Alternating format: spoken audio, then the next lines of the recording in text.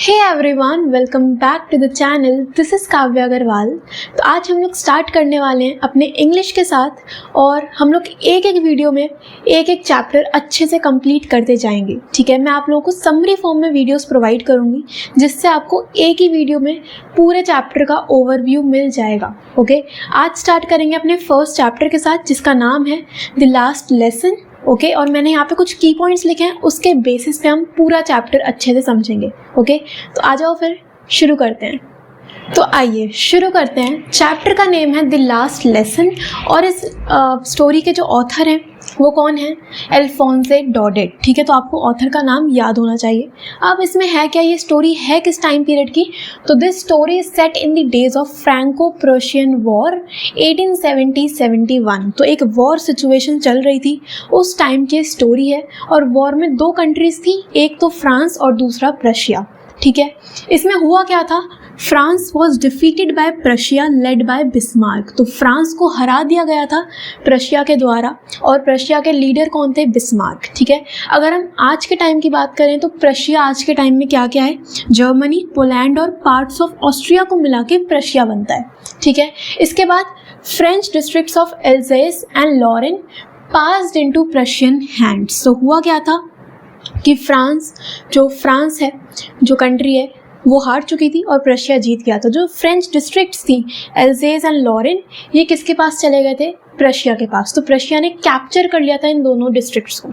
ठीक है, अब इस स्टोरी में है क्या? इस कहानी में बेसिकली एक बच्चे और एक टीचर की कहानी है। ठीक है, स्टूडेंट टीचर की ये स्टोरी है और इसमें ये बताया गया है कि जो फ्रेंच लोग हैं, ठीक है, जो फ्रेंच पीपल हैं, वो कितने ज़्यादा पेन में हैं। क्यों? क्योंकि इन्हें अपनी लैंग्वेज, अपना रिलीजन, अपना कल्चर छोड़ना पड़ रहा है क्योंकि उनकी जो कंट्री है वो हार चुकी है वॉर में।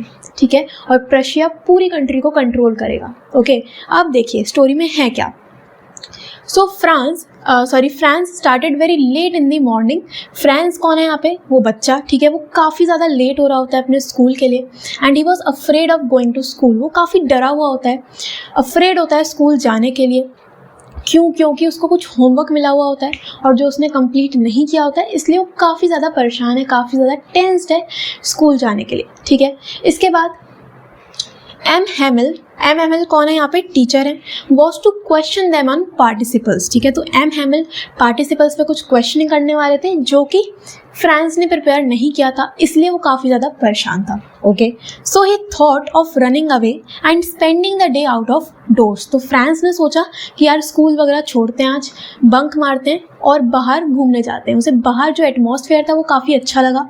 क्या क्या चीज़ें उसने देखी? Bright sunshine, birds chirping and Prussian soldiers drilling. तो उसे ये चीज़ें देखने में ज़्यादा मज़ा आया था, तो उसने सोचा स्कूल को स्किप करते हैं और बाहर हम लोग अपना डे स्पेंड करते हैं। बट उसने कहीं ना कहीं अपने आप को रोका और वो स्कूल की तरफ आगे बढ़ने लगा। अब हुआ क्या? There was a crowd in front of bulletin board. जब वो जा रहा था तो बुलेटिन बोर्ड की तरफ काफ़ी ज़्यादा क्राउड था और वॉर सिचुएशन चल रही थी, तो जितनी भी बैड न्यूज़ होती थी वो सभी उस बुलेटिन बोर्ड से ही पता चलती थी। ठीक है, तो बुलेटिन बोर्ड से बेसिकली जितनी भी बैड न्यूज़ है, कोई भी लॉस्ट बैटल्स हैं या फिर draft and orders of commanding officers, ये सभी चीज़ें बुलेटिन बोर्ड से ही पता चलती थी। और अगेन वॉर सिचुएशन थी और इतना क्राउड था उस बुलेटिन बोर्ड के सामने, तो फ्रांस को यही लगा कि पता नहीं इस बार क्या नेगेटिव न्यूज़ आई होगी। बट वो काफ़ी ज़्यादा जल्दी में था अपने स्कूल के लिए और वो ऑलरेडी लेट था, तो उसने ये चीज़ें इग्नोर करके वो स्कूल की तरफ आगे बढ़ने लगा। अब इसके बाद क्या हुआ? Wachter the blacksmith asked Franz to not go so fast. तो वॉचर ने फ्रांस को बोला कि इतनी जल्दी मत जाओ, you have plenty of time, आप आराम से स्कूल पहुंच जाओगे। ठीक है, सो ये हमारा फर्स्ट पार्ट हुआ स्टोरी का। इसके बाद आगे हम लोग कंटिन्यू करते हैं, तो पहले इसे नोट करो, मैं इसे इरेज कर दूँ, फिर हम लोग आगे चलते हैं। इसके बाद वो स्कूल जब पहुंचा तो उसने कुछ चेंजेस नोटिस करे स्कूल में। ठीक है, जनरली क्या होता था, जब भी वो स्कूल जाता था तो काफ़ी ज़्यादा शोर रहता था स्कूल में, बच्चे इधर से उधर जा रहे हैं, लेसन्स रिपीट हो रहे हैं, तो काफ़ी ज़्यादा एक नॉइजी एटमॉस्फेयर रहता था। बट जब वो उस दिन स्कूल पहुंचा, जो फ्रांस है वो स्कूल पहुंचा, तो कुछ अलग टाइप का एनवायरनमेंट था। क्या चीज़ उसने नोटिस करी? देखिए, Instead of noisy classrooms, hustle and bustle, everything was quiet as Sunday morning. ठीक है, सब कुछ एकदम शांत था, एक क्वाइट एटमॉस्फेयर था, ऐसा लग रहा था जैसे एक संडे मॉर्निंग हो. ठीक है, इसके बाद through the window he saw his classmates, उसने विंडो से ही देखा कि उसके जो सभी क्लासमेट्स हैं वो ऑलरेडी सीटेड हैं, और M Hamel walking up and down with his terrible iron ruler, उसने देखा कि जो टीचर हैं वो क्लास में घूम रहे हैं अपने आयरन स्केल के साथ, और वो फिर अगेन काफ़ी ज़्यादा डर गया, ठीक है। सो ही वॉज फ्राइटेंड, वो काफ़ी डरा हुआ था of course, but nothing happened, वो क्लास में उसने एंट्री ली बट कुछ भी नहीं हुआ, okay. M Hamel didn't scold him and told him very kindly to go to his seat. तो जब वो क्लास में पहुंचा तो उसे लगा था कि शायद उसके जो टीचर हैं उसे डांटेंगे क्योंकि वो लेट है क्लास में, बट ऐसा कुछ भी नहीं हुआ। एम हैमिल ने उसे बिल्कुल नहीं डांटा और बहुत ही काइंडली और सॉफ्टली वे में उसे बोला कि आप जाके अपनी सीट पे बैठ जाओ, ओके। इसके बाद जब वो बैठ गया तो उसने एक और चीज़ नोटिस करी, he notice that the teacher had on his beautiful green coat. उसने नोटिस करा कि जो उनके टीचर हैं आज उन्होंने कुछ स्पेशल कपड़े पहने हुए थे। क्या चीज़ें पहनी थी? एक beautiful green coat, frilled shirt and black silk cap, जो कि सभी चीज़ें एम्ब्रॉयडर्ड थी, ठीक है, एम्ब्रॉयडरी हुए वाले चीज़ें पहनी हुई थी। और स्ट्रेंज बात ये थी कि जो टीचर थे उनके, वो ये सभी चीज़ें बस कुछ स्पेशल डेज पे पहनते थे, जैसे कि inspection days and prize days, ठीक है। तो ये चीज़ अगेन फ्रांस के लिए काफ़ी सरप्राइजिंग थी। इसके बाद village people were sitting quietly on back benches which use to be remain empty always. उसने एक और चीज़ नोटिस करी कि जो बैक बेंचेस थी क्लासरूम में, जो हमेशा खाली रहती थी, वो भी आज भरी हुई थी। क्यों? क्योंकि विलेजर्स जो थे, विलेज पीपल, वो वहाँ पे बैठे हुए थे। तो वो जो एक चीज़ थी वो भी काफ़ी ज़्यादा स्ट्रेंज थी फ्रांस के लिए। तो ये सभी चीज़ें उसने नोटिस करी स्कूल में कि सबसे पहले बहुत ज़्यादा एक शांत एनवायरनमेंट था। उसने नोटिस किया कि जब वो लेट पहुंचा स्कूल में तब भी उसके जो टीचर हैं उन्होंने उसे डांटा नहीं। उसके साथ साथ उसने देखा कि एम हैमिल आज जो उनके टीचर हैं वो कुछ स्पेशल क्लोथ्स में आए हुए हैं, वो जनरली नहीं आते थे, प्लस विलेजर्स बैठे हुए हैं बैक बेंचेस पे जो हमेशा खाली रहती थी, ठीक है। तो ये कुछ चेंजेस उसने नोटिस करे स्कूल में, ओके। इसके बाद जब सभी बच्चे अपनी अपनी सीट्स पे जाके बैठ गए, फ्रांस भी अपनी सीट पे बैठ गया। उसके बाद जो टीचर हैं एम हैमिल, उनका पार्ट आता है। उन्होंने बोलना स्टार्ट किया तो उन्होंने एक अनाउंसमेंट करी that this would be the last French lesson, ठीक है, German will be taught from tomorrow onwards. तो एम हैमिल ने ये चीज़ बोली कि आज जो हम लोग पढ़ रहे हैं वो बिल्कुल लास्ट लेसन होगा फ्रेंच का, कल से स्कूल्स में सिर्फ जर्मन पढ़ाई जाएगी। क्यों? क्योंकि प्रशिया से ये ऑर्डर आ गया था कि आपके स्कूल्स में कल से सिर्फ जर्मन पढ़ाई जाएगी। तो आज जो हो रहा है वो सिर्फ एक लास्ट लेसन होगा फ्रेंच पे, ठीक है। तो ये सुन के जो फ्रांस था वो काफ़ी ज़्यादा परेशान हुआ। उसको अब समझ में आया कि क्यों जो हमारे आसपास इतना अजीब एटमॉस्फेयर था वो क्यों था, ठीक है। तो Franz realize that what was put up on the bulletin board। तो उसको अब समझ में आया कि बुलेटिन बोर्ड पे एक्चुअल में क्या न्यूज़ आई हुई थी। He realise that he did not know his own mother tongue, ठीक है। तो फ्रांस को अब ये चीज़ समझ में आई, अब रियलाइज़ हुआ कि उसको अपनी मदर टंग का एक वर्ड भी नहीं आता। इतने टाइम से वो स्कूल जा रहा है बट उसको अब ये चीज़ काफ़ी ज़्यादा फील हुई कि उसको अपनी मदर टंग, अपनी मातृभाषा ही नहीं पता, ठीक है। So he regretted why he had not taken his lesson seriously. उसको अब रिग्रेट हो रहा है कि क्यों उसने अपने लेसन्स को, अपनी पढ़ाई को सीरियसली नहीं लिया, क्योंकि ये जो लेसन है उसका आखिरी लेसन होगा फ्रेंच का, ठीक है। Then he realized why the teacher was dressed in his Sunday best। उसको अब समझ में आया क्यों जो उसके टीचर एम हैमिल हैं, क्यों उनका जो ड्रेसिंग स्टाइल था वो आज अलग था, और क्यों विलेजर्स बैठे हुए थे बैक बेंचेस पे, ठीक है। सो जो विलेजर्स थे वो क्यों बैठे हुए थे, उसका रीज़न क्या है? They were present there in the class to pay tribute to M Hamel for his 40 years of sincere service. तो जो विलेजर्स थे, विलेज के लोग थे, वो एम हैमिल के टुवर्ड्स रिस्पेक्ट या ग्रैटिट्यूड शो करने के लिए आए हुए थे।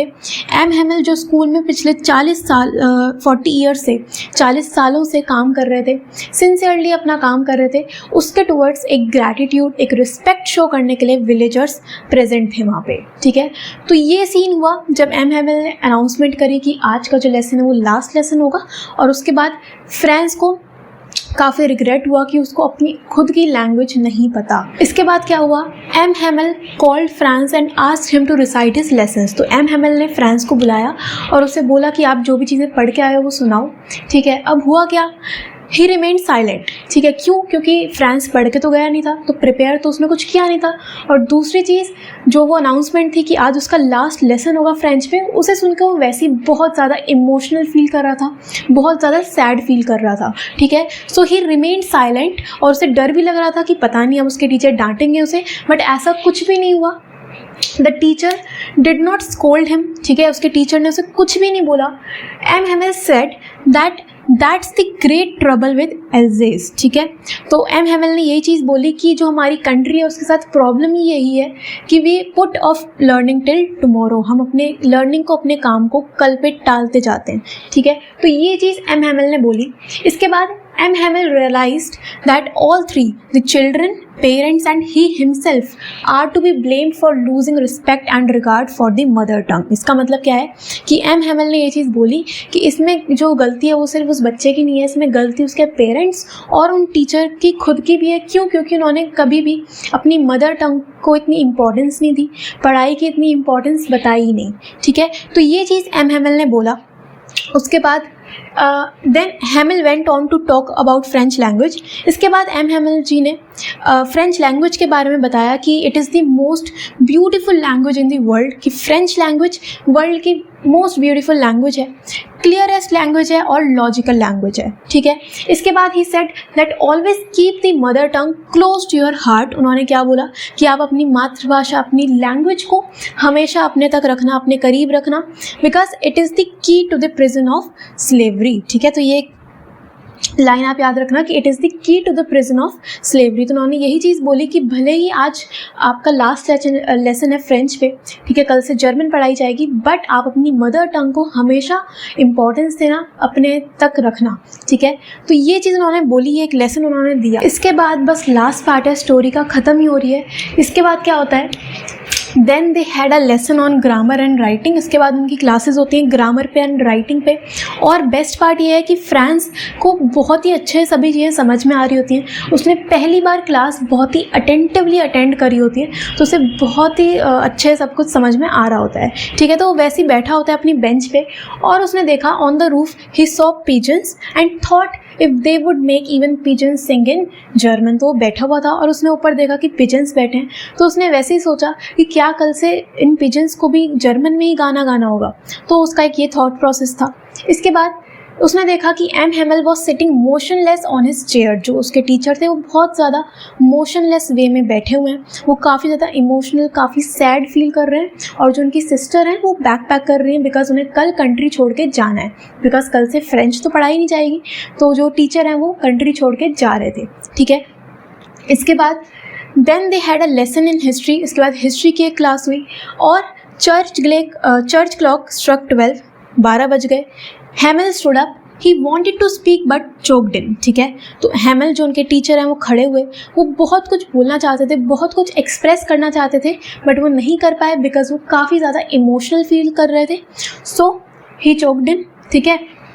Then he took a piece of chalk, उन्होंने एक चॉक का पीस उठाया और and wrote on the blackboard as large as he could. तो उन्होंने एक पीस ऑफ चॉक उठाया और उसके बाद वो ब्लैक बोर्ड की तरफ मुड़े और जितना बड़ा हो सकता था उन्होंने बोर्ड पे लिखा वीव ला फ्रांस, ठीक है। इतना उन्होंने लिखा, जिसका मतलब क्या है, लॉन्ग लिव फ्रांस, ठीक है।